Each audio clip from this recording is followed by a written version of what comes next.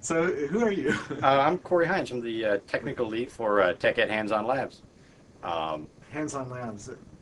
Isn't that where you go in and there's like massive row after row after row? We have this year 1,400 computers that we're going to roll out. Did I hear that? 1,400? 1,400 computers. We've got about a terabyte of virtual machines, about a total of about 250 virtual machines, 195 labs. Wow, that's amazing. Yeah, it's How going long to be fun. And how many hours do you get to set this all up? We get to set all this up. We have to set up in about 2 days. Okay. Of that 2 days, about a day and a half is putting hardware on the floor.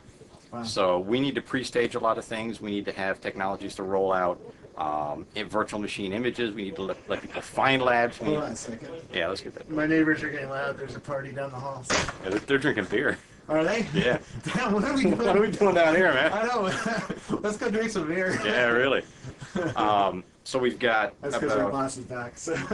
Yeah, I was wondering about that. Why are you so happy your boss is back?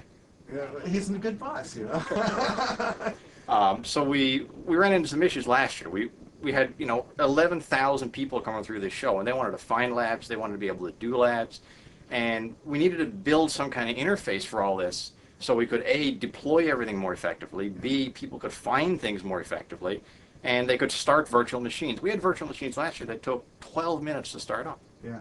12 minutes. I mean, that's pretty much unacceptable. So I put my thinking cap on, and we designed a new interface for virtual server. And this new interface for virtual server does a bunch of things. It's got built-in search capability. It updates itself on the fly.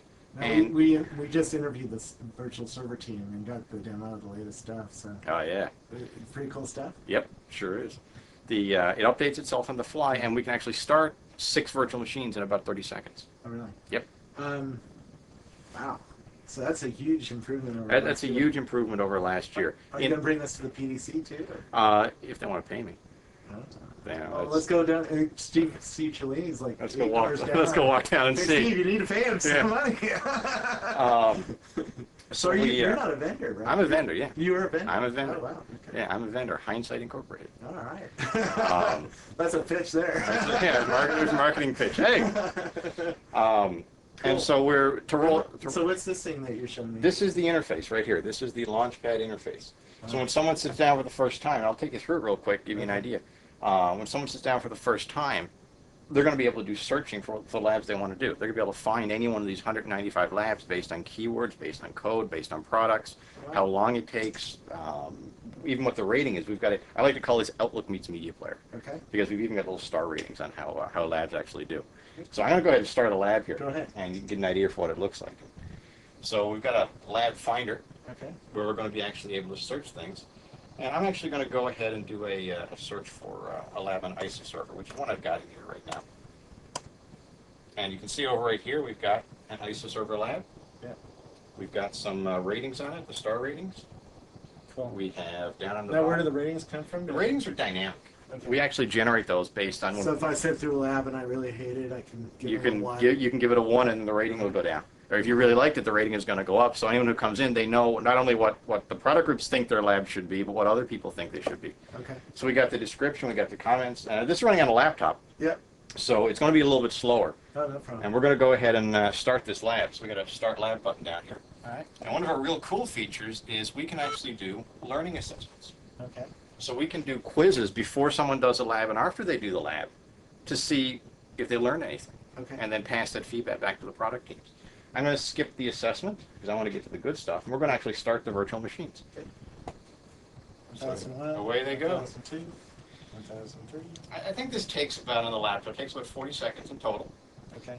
To fire it up. It's going to give the lab manual there, which the lab manual is just a PDF. Yep. It's going to load up the actual virtual machines themselves. And we're doing some pretty straightforward stuff with virtual server. It's just what we call repeatable restore. So we capture the saved state and the undo drives and just copy them back in again. So all we're really doing here is a big file copy operation. We just capture it all beforehand. And then once we copy all the files, we re-register all the virtual machines, restore the saved state. Okay. And so we're about to that point there right now. What's there? Starting virtual machines. And we've got this timed down on the real floor machines, which have dual hard drive, 2 gigs of RAM, hyper-threading processors, 6 virtual machines in 30 seconds. 30 seconds. And here we go. So there they are. Wow. So I've got a lab manual in there. It's an antivirus lab. That's no big deal. And here's the virtual machines. Wow. And that's all in this UI. So All in I'm this actually, UI. when I'm actually sitting on a machine at TechEd, this machine will be, a server somewhere, and this machine will be the machine I'm sitting at. Exactly. This is Exactly. cool stuff. Yep. I love the The other some of the other neat features in here. If you just have a look down on this side, this is a live error log right here. Live error log.